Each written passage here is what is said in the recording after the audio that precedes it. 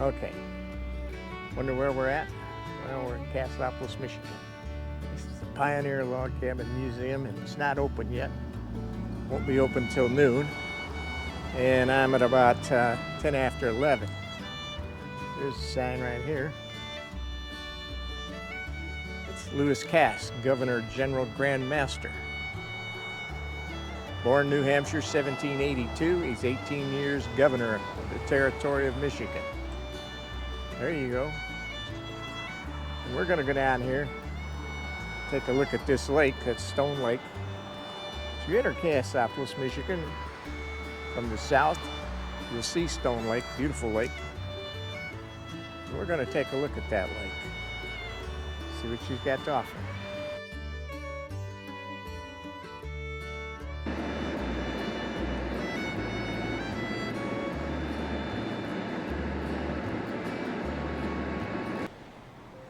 Cassopolis, in the downtown area, the old downtown area.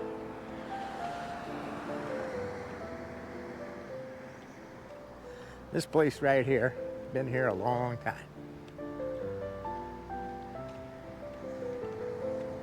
Ice cream shop, now they sell burgers, things like that. And down here, this is all new. This Stone Lake, they've cleaned that up all the way around. We're right on Highway 60 as it comes through town, so a little noisy. This is all brand new, last couple of years. And you can get a look here.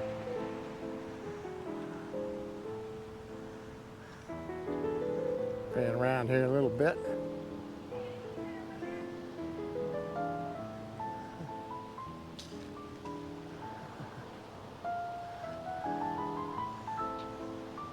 Put in this metal pier here.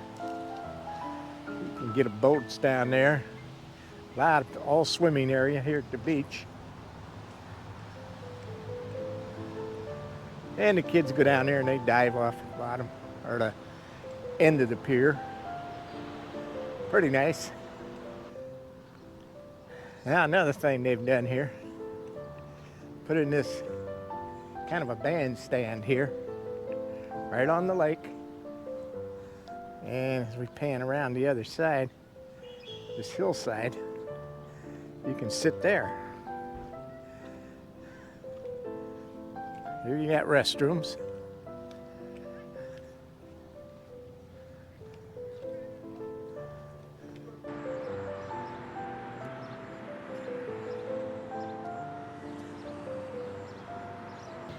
Well, this is the old Uptown Cassopolis.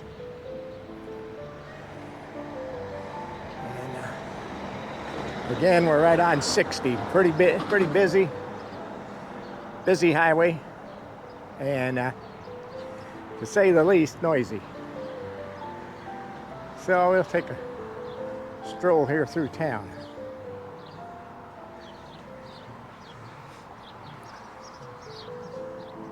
This is a shop here.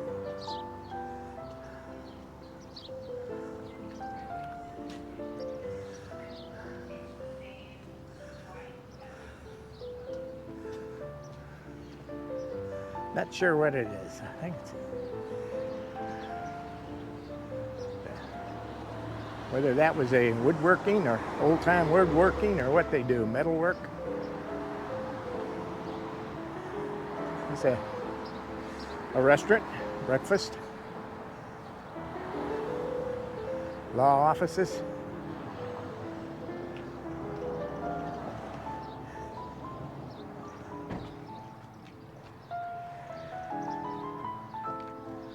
There's that mural. And I'll tell you more about that a little later. Village Floral. Neat place.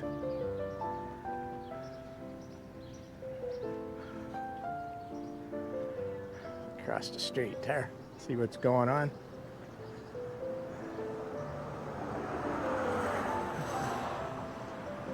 Law offices.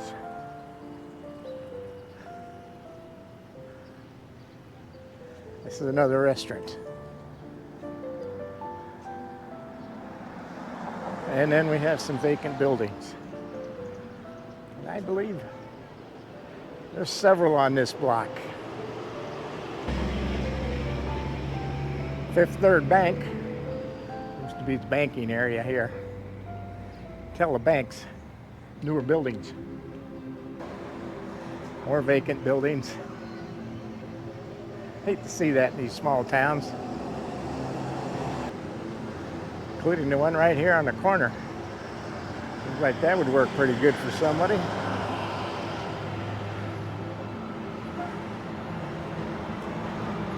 It's the intersection of Highway 60 and 62. So over here is the old courthouse. Now, that's not the original. I believe they lost the original one to a fire, and then they built this one and have since added on a more modern courthouse.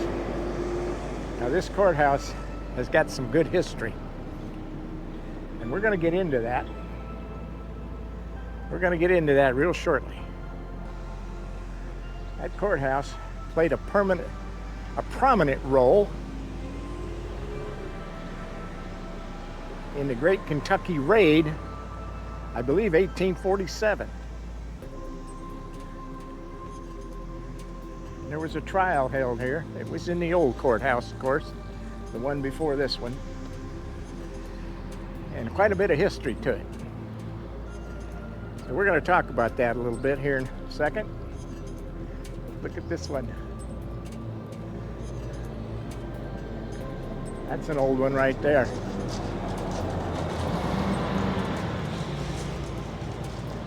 Here's another one. This is the Shepherd House. And in a little bit, we'll tell you a little bit more about that trial. What went on at the courthouse and what went on in this raid. Quite interesting. So hang in there. This mural depicts the 1847 Kentucky Raid. That raid revolved around slavery. And we're going to talk about that. As I said, pretty noisy, particularly here at the intersection.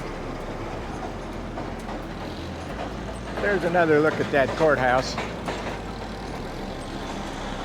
And we'll look down 60. Looking that way. We're on the east side of the street here in town.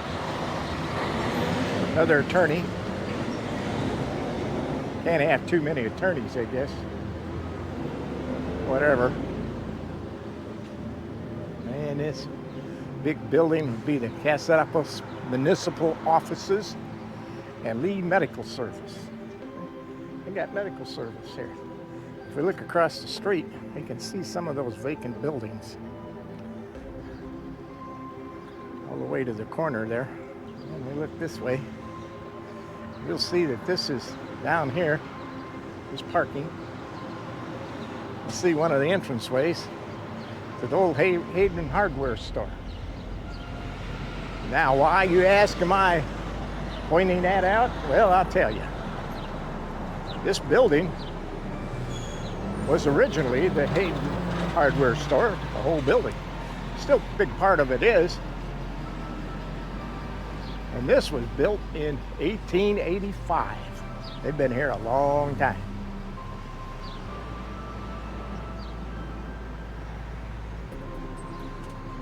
Here we have another mural. Depicts two of the lakes, I believe. And this is VFW, post 10704. Big numbers, huh? They serve breakfast 2 days a week. Today is not one of them. And it's right out next to the Stone Lake Bar and Grill. Very handy, because You can stumble out of one, stumble right into the other one. That is if you're a VFW member. Now, if you're not, you can go down here past the law offices. He does a lot of DWI cases, I guess. And you can go down here to the Green Tavern. So you've got three drinking places and an attorney right in a row. Pretty good, huh? Yeah, I'd say so. And if you look across the street, you'll see that mural. Right? And this house right uptown. Brick wall, stone wall. Yeah, stone wall.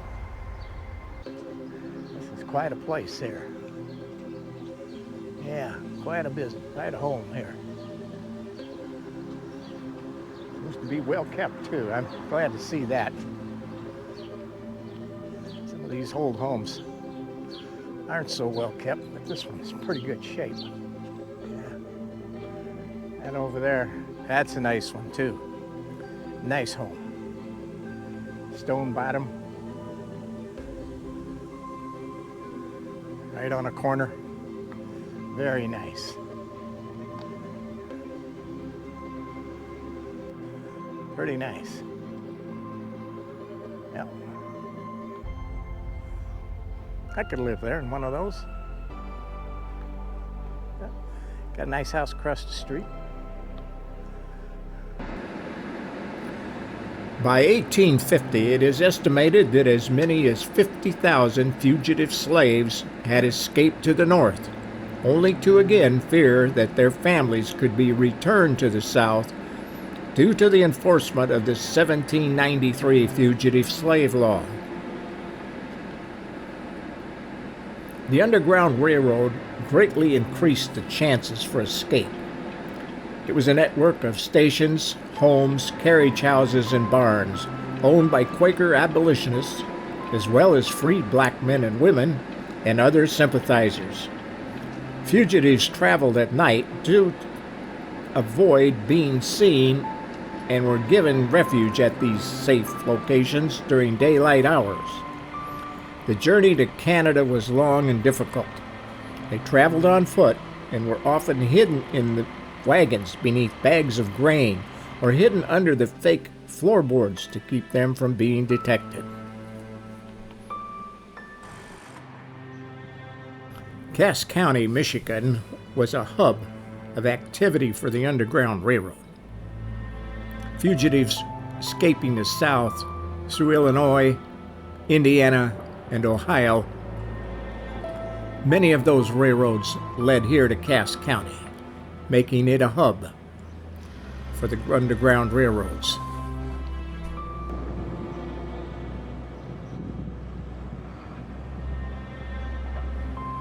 This building is muraled on two sides. Very, very well done. I'm not sure how many murals in town, maybe 5 or 6. This is Diamond Lake. Diamond Lake is part of Cassopolis in Cass County, and it's one of the 100 biggest lakes in the state of Michigan. It's a big lake. It's got an island, and what you see out there right now, that is the island right there. The only way to that island is with a ferry boat. Where I'm at right now, I am east of Cassopolis, Michigan. This had a big part to do with the Underground Railroad. Remember I told you it'd be a railroad? Well, Stephen Bogg. This is called the Stephen Bogg House. Stephen was quite a guy. I'm going to give you a little history on him. This was his house, 1842. It has been remodeled twice since then. But the Historical Society here has acquired this house from the church who owned the property, and they are putting it back slowly to its 1842 or 18, excuse me, I think it was before that. But it's 1832, I believe, that they're going to go back to when they redo this house. If you look from this side, you'll be able to see the original house. This part here, this short part, I believe that was the original part of the house. Kitchen was outside. Well, it was inside kitchen, but away from the main house. So you had a walkway between the kitchen and the house. That was common in the day, mainly because of fire. The garages was new. Some of this addition was new. So they're going to go back to the original addition and the addition put on later, but not the third addition. So that would mean to me that the garage is probably going to go, and some of the other things. I know they're tearing this down to bare wall inside to get to the original planking, to get to the original flooring. And this is, by the way, aluminum siding on this house. That's going to go. They're going to pull all that off. This chimney was put in at a later date. That's got to go. Part of the third remodel. I believe it was the third remodel. I may not be 100% accurate on all this, but you can check it out. So we're going to meet a tour guide, and we'll go through it a little bit, see what we can find out. In 1850, the United States Congress passed into law the Fugitive Slave Law, which allowed a federal marshal to arrest any suspected runaway slave and return him or her to their slave owner with nothing more than a sworn testimony of the Southern slave owner. The fugitive slaves could not ask for a jury trial, nor could they testify in their own behalf. This law applied to all states, even northern states such as Michigan. Anyone who aided a fugitive slave or provided food, shelter, or transportation could be jailed up to 6 months and fined $1,000. Many fugitive slaves, freed black men, were captured and sold back into slavery. This was not repealed until the Emancipation Proclamation was signed by President Abraham Lincoln in 1863. That freed all slaves north and south. The Fugitive Slave Law of 1793 required the return of all runaway slaves, but did not force federal marchers to become involved.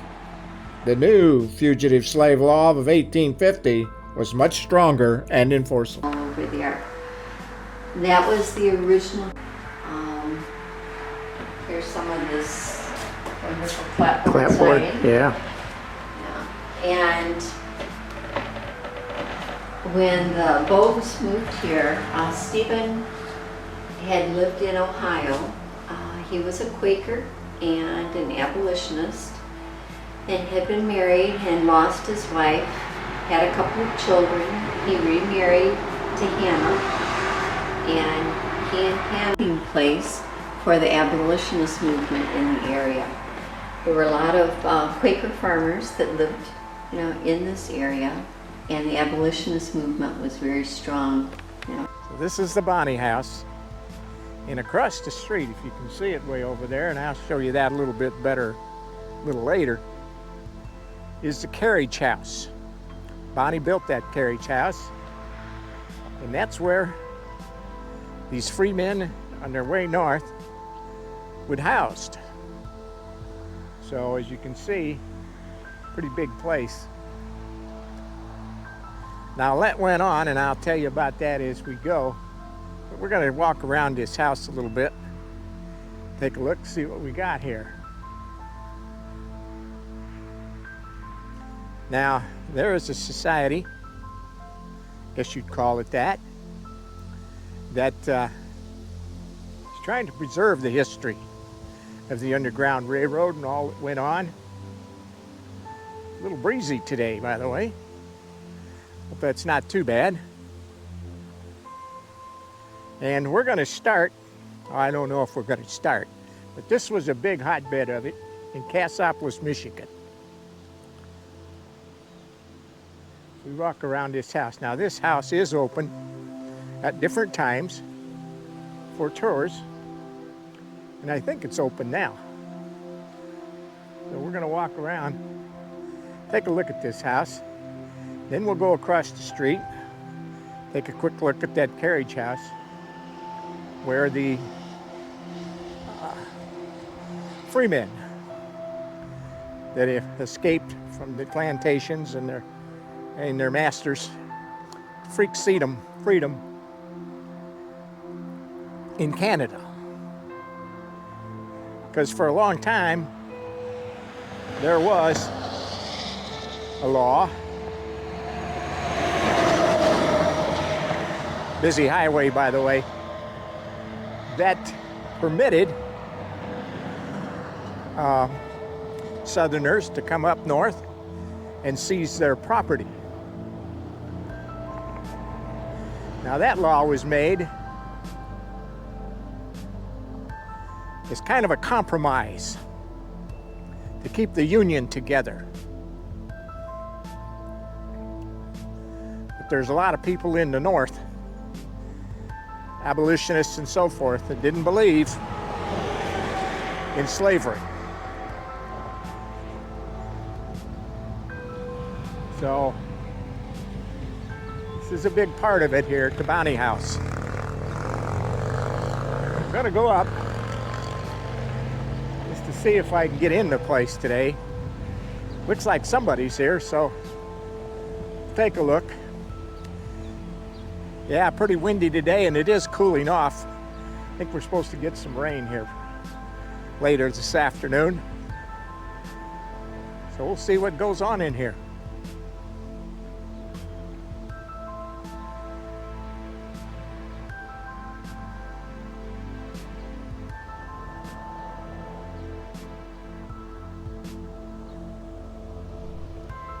Welcome to the Bonine House. My name is Cindy and I'll be your tour guide for today.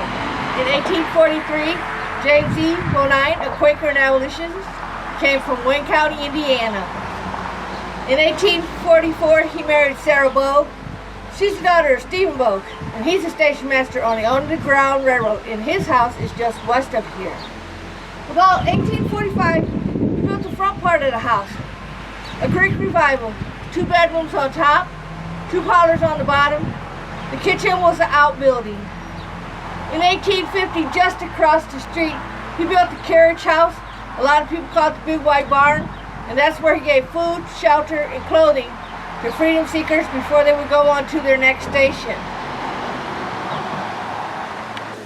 The original house went from this doorway here to right underneath the staircases.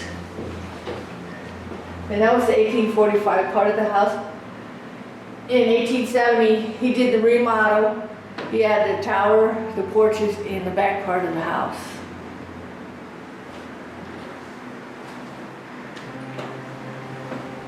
And Is that them? so the portraits that are up here are James and Sarah. They weren't painted in the period of time that they lived. A local artist, he used photographs of James and Sarah to be able to paint their portraits.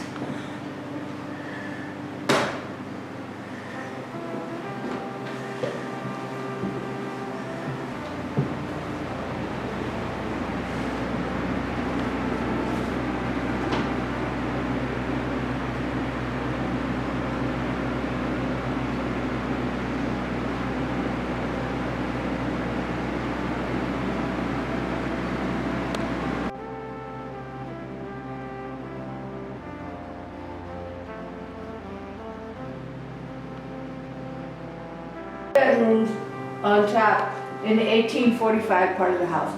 We are in the 1845 part of the house. In 1870, when he did the remodel, he removed the fireplace. We're not sure exactly what he heated with after that.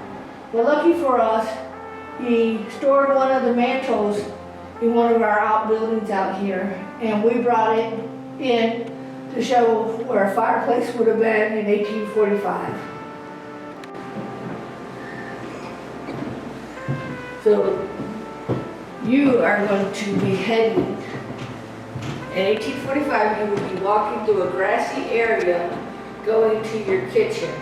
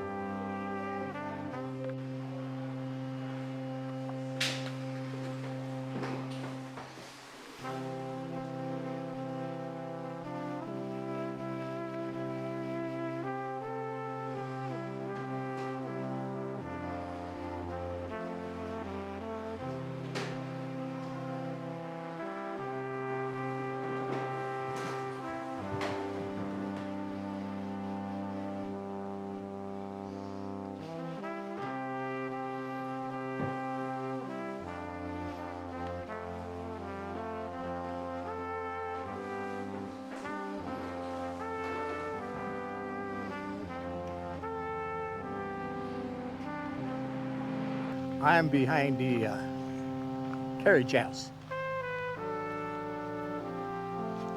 And this is where the freemen would stay on their way north. They'd hide out here.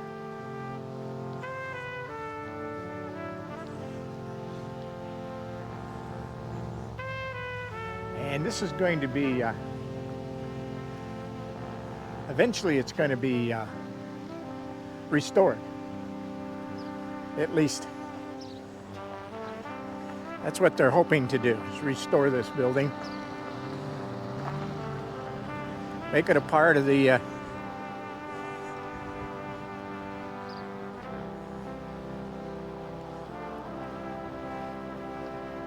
part of what you can see of the Underground Railroad. It's an old building, but I think it can be restored. It's going to need a lot of work. And you can see across the street there, that's the house. We're going to go down the road here. You know, mosey. The mosey on down the road. Another spot. It was part of the railroad. The UGR, I think they call it, Underground Railroad, or UGGR. Not sure how they went about naming that. So we're going to go on down the road here, see what we can see. Let's look at these two places here. Wonder what they must have been like back when, huh? This would have been all fields around here. and we'll get you more information on that. The Kentucky Raid of 1847. In the years leading up to the raid, the number of enslaved blacks escaping Kentucky increased. Calvin Township slave runners frequented Bourbon County, Kentucky, bringing freedom seekers back with them to Cass County. Frustrated with the constant loss of their property, in an attempt to recover their lost investments, Kentucky planters banded together in hopes to retrieving their slaves rumored to be living amongst the Quakers in Cass County. In August of 1847, a group of 13 Kentucky slave catchers arrived in Cass County. They broke into smaller parties and proceeded to various settlements. Word of the kidnapping spread quickly, and numerous people gathered to stop the Kentuckians, including Quakers, free blacks, and other abolitionist people. And a confrontation ensued at O'Neill's Mill in Vandalia. The Kentuckians banished weapons. The Quakers present at the confrontation were credited with calming the situation before it escalated into further violence. Because they were outnumbered, and because they believed the law was clearly on their side in light of the Fugitive Slave Act of 1793, which has said they had the right to recover their slaves, the Kentuckians agreed to go to Cassopolis and stand trial. Cass County Circuit Court judge was out of town, and the Quakers brought in Ebenezer McIlling, an abolitionist magistrate from Niles, Berrien County, who found for the fugitives on a technicality, saying the Kentuckians didn't have the correct paperwork. After this ruling, all 9 freedom seekers who had been kidnapped, along with about 40 other fugitives, made their way to freedom on the Underground Railroad, mostly to Canada. The slave catchers returned to Kentucky empty-handed. The outcome of the Kentucky raid incensed Southern slaveholders.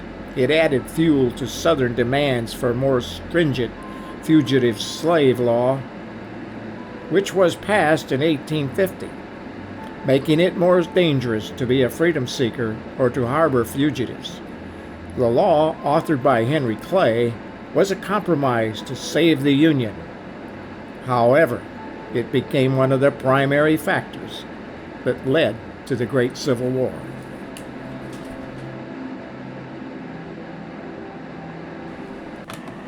This church was in a settlement at the time and a haven for runaway slaves. Called them freedom seekers. That was what they called them, freedom seekers. And this is one of the churches on the Underground Railroad.